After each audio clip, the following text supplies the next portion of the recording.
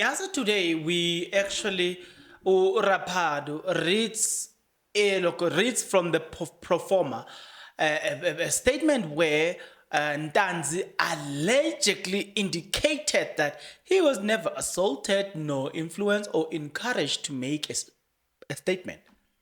But the lawyer, Mngomezulu, then takes us and pushed us into a very different direction and show us into details where and how Bongani Ntanzi was actually assaulted. And not only did he do that, but he confirmed that Bongani Ntanzi, right, the statement was actually written prior to meeting Bongani Ntanzi. That's what actually we saw today. I was like, I wonder, are people noticing this? That they assault you, and then once they are done with you, they write your confession and give it to you and say, put your signature here. If you don't, we will continue. Right? That is exactly what we saw. But this is what I'm gonna do. We will go through that. There's another angle as well that we need to explore. And this angle is we are seeing the state holding the defense into hostage. And nobody, I don't know why people are not talking about it, but the defense, they are busy raising that. Today we've got a postponement because it speaks of the fact that if the state has got a water type case, right, as they said, why is it that they are holding the defense in hostage? Statement like Advocate Timnisi once said, every information is coming in drip and drops. Yeah, that's what I'm saying. It shows that they were never ready to, but when they were told that you are not ready to start with this trial, they say, yeah, till now we've been ready. Why do you give a defense statement today in the morning? You're expecting them to cross-examine the person today. When do they get the time to read that statement? When? That's why we've got the postponement that we have today, because certain people choose that they're going to frustrate the defense on purpose, and we see that we're not happy about that. But we'll continue. Before we continue, are you interested to take this journey with me? If you are, then please stick around. As you stick around, there's just few things that I'm requesting from you guys. Number 1, you subscribe. 2, you like the video. 3, you comment in the comment section below. 4, you share this video. 5, you watch the ads. 6, you watch this video until the end. Why do you need to do all of these nice things? Well, you need to do it because doing all of these things, it does help out a lot when it comes to the YouTube algorithm to promote and spread this video to as many people as possible. So doing it does help out a lot. Please do so. I put it to you that you do all these things that I've just said. But I also put it to you that you listen to me now. As we talk about Lieutenant Colonel Raphadu, right, who was back on the stand today. I'm not going to talk about the questions that were led by Advocate, the question when it was led by Advocate Baloyi. I'm not going to talk about that. Tulane Advocate Tulane Mngomezulu for accused 1 and 2. Was it a normal statement or a confession? Rambao, a confession. So because he then said there is a difference between the two, a statement and a confession. Was this a normal statement? Or he even gave a definition of a normal statement. Mngomezulu, do you agree? A statement has different meaning to a confession. Raphadu, the difference here is I use a pro forma. Mngomezulu. Does the pro forma state that this is made under a provision which governs confession? Raphadu says that's correct. Okay, after arguing that, and then let's go to this one. Otuge, have you ever taken confession before? For how long? Raphadu says yes, and throughout my career. Mngomezulu, have you obtained a special training for confession and admission? Raphadu, yes, I was in various unity in service and acquired more experience. According to you, there was no communication breakdown between both of you? Raphadu, no, we were flowing.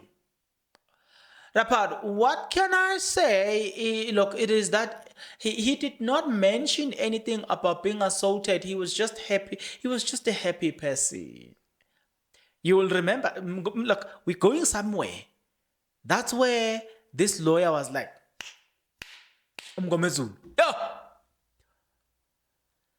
Hey, Mngomezulu, they covered him with local. So Mngomezulu then goes into details and say, listen, accused number one says, one, he was assaulted.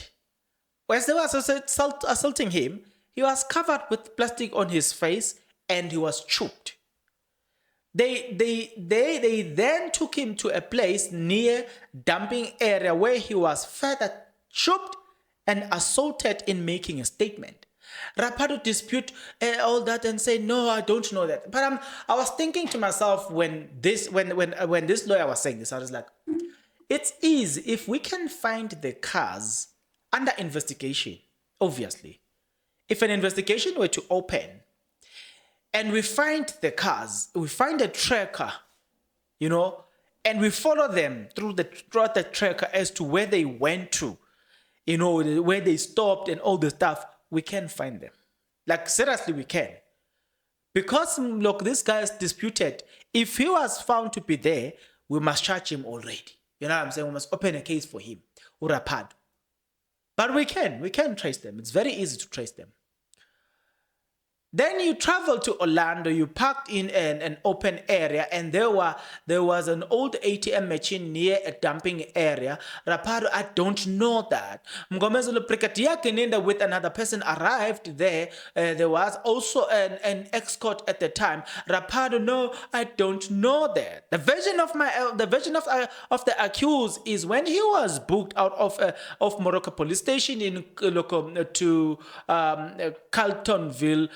Transported by Mabena and Mohane when they were at Carltonville, Gininda arrived with another person. I will remain silent, says Raphadu. Mngomezulu Gininda took out a document and gave them to you. I will disagree with that. Okay. He will deny he ever made a statement, nor was it read back to him. And the statement was brought by Gininda. The statement was taken by me, says Raphadu. Mngomezulu, that means he didn't do it freely and voluntarily. He was forced to put his signature. Mngomezulu, the instruction from Gininda to the accused was that if you don't sign this document, the assault will carry on. I don't know anything about that. That's what Raphadu said. Mngomezulu. He was arrested for being in possession of an ammunition, charged on the 16th of June 2020 for the same alleged offense. Raphadu, I don't know that. And I'm like, how? So how did we end up in the Meiwa case? Because in the Meiwa case, it said that you know what I'm saying? So how did we end up with Ntanzi? That's the other problem that I have is, if Ntanzi indeed, how did we... I'm still trying to figure out, we've got two confessions from Ntanzi. Two. One with Vivian Cronier. The other one with this Raphadu. Why so many confessions that are saying the same thing? Why? I find it very, very strange. But let's continue. Mngomezulu, the torturing and the chopping and the assaulting of the accused carried on until you asked the police officer who were around him, was he still alive? I was never involved in any assault, says Raphadu. Mngomezulu, on the 16th of June 2020, accused was arrested and formally charged. Right until the 19th of June. Raphadu, there was never mentioned to me, I will also depend on the day which he was arrested. In other words, he was saying, if you're looking at when he was arrested and when he was charged, he was arrested on the 16th and then charged on the 19th. The lawyers are building a case here. But let's go back again. Guys, after God, fear lawyers. They are able to twist things and turn it around. After God, fear lawyers. But let's continue. Mngomezulu, do you see that the document reflected on the right of accused? What is the charge there? Raphadu says, possession of unlicensed ammunition. Mngomezulu, when was that? Raphadu, 19 June 2020. Mngomezulu, I put it to you, the accused person. Hey, yeah. Something is going on here. I don't know if you see what I'm seeing. Mngomezulu, for fearing for his life, after the plastic was removed from his face, he then agreed to sign. Raphadu, that's not true. If you are talking about the confession I took down, all that all of the things that I said, it happens in my office, and it was never choked. Mr. Mabena, who had the stamp, took down the accused, stamped it and put it on the document. Raphadu, that's not true. I am the one that did so. Mngomezulu says. He made another statement on the 24th of June. Raphadu, it was done. I was done with my job. I don't know any. This is my concern. Second confession. Same person confessing to same crime. Don't you find that strange? Like, will you consider that this person is sober in his senses? Is saying the same thing in two different people for the why. Hey, guys, since you know his right were not read to him in English, since you know his right were read to him in English, one cannot confirm it was interpreted to him that he understood. Raphadu said, I agree. Okay, so then they read the statement and all the stuff. A statement was read, signed according to his version. So before he opened his signature, did you explain the right of presumed innocent until guilty? Raphadu, no, I didn't.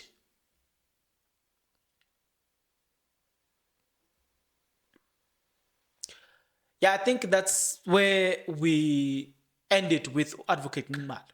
Just to Advocate Mngomezulu. Then we started with Advocate Mngomezulu. Do you confirm the right, the right of contained on the top of the page, to refer to the arrested persons? Raphadu, the rights given to him is for a purpose of a crime. Mngomezulu, what is your home language? Raphadu, Pedi, you told this court you understand isiZulu. That's why he says yes. Mngomezulu, in this form, the proforma does not say anything about effort made to find magistrate. Raphadu, I confirm. Right? I think those were some of the questions that asked by Advocate Mngomezulu. This video is not going to be long. This is where everything took a turn. Advocate Mshololo then, because Mngomezulu had just a few questions. Advocate Mshololo says, okay, now I'm about to cross-examine. She then says, yeah, my lord, I was never finished with the Sergeant Mokwane's statement. Look, I was finished with the statement from Sergeant Mokwane this morning. I want to compare the information with that of an OB and make sure, and I like Advocate Mshololo. Yes, Advocate Mshololo, you heard the lawyer joking about Advocate Mshololo saying to Advocate Mshololo. So now, yesterday I need to interpret Jonas was sick. So the judge said to Advocate Mshololo, so now you will want him to produce a letter. And then they left. But if you're looking at that, it just shows you that Advocate Mshololo does not play. You need to bring me evidence. Produce evidence before more. Without evidence, I'm not doing anything. That is Advocate Mshololo. Yeah, well, that is why then today she says, no, I need to compare all the things, all the information that they've provided before me, right? So because of that, I'm not going to continue. But I forgot the statement that Mngomezulu was once said, but I think it's not important. So, the lawyer, the judge then said, hey, you know what? I'm not happy with this thing of stopping and going. Officially, again, the person that needs to be rebuked is Baloyi. Baloyi must go and rebuke his friends and tell them that, hey, this lawyer is pushing me. You know what I'm saying? He needs things to be done on time. What was the purpose of a pre-trial if things like this was never given to them? It's like, if you're looking at this case, it's like these people are watching what is happening in court. They are trying to, like when they see that, okay, there's a loophole here, they go and fix that loophole. When they see a loophole there, so in order for them to do all of that, it's like they need to wait and allow the trial to continue and then go and find it's like they are operating like that, because if it's not like that, from what we heard, people who are legal experts, they say, documents are furnished to you during pre-trial. But in this case, documents are given to them in drips and drops. And I see those who are in favor of the state, those few of them, by the way. They say, this lawyer, I thought is good. And the way they even say it, I always say that, I always thought that Advocate Mshololo is good. Today he got a statement instead of cross-examining. Now he wants a postponement. Clearly this defense does not know what they are doing because they don't know what they are doing. I'm like, if you are intelligent, you should remember that it is the same advocate, Mshololo, that was able to push Mosia to a corner and say, please bring the pocketbook and all the stuff. And boy, when those books were brought here, we realized that there was something missing here. And then people, and didn't you then learn that it is important to move only by facts and facts alone? Because if she just moved by emotions, we wouldn't have known that information was missing there. You know what I'm saying? But today we know that the notebook, the information was contradictory, and then Musia had to come back and change a statement, all because this same advocate that you call it dumb, she said, no, bring those books. And when the books were brought, boom, information was missing. Then people have to change their statement. Because this lawyer, she's very simple, Advocate Mshololo. Bring evidence. I don't work with hearsays. Bring evidence. So me, I support them. Shame, I'm with them. I just feel their pain. Had they been furnished with document, they would have done an exceptional job. There will not be any postponement. But until then, till the next video, good people, I'll see you then. Please take care.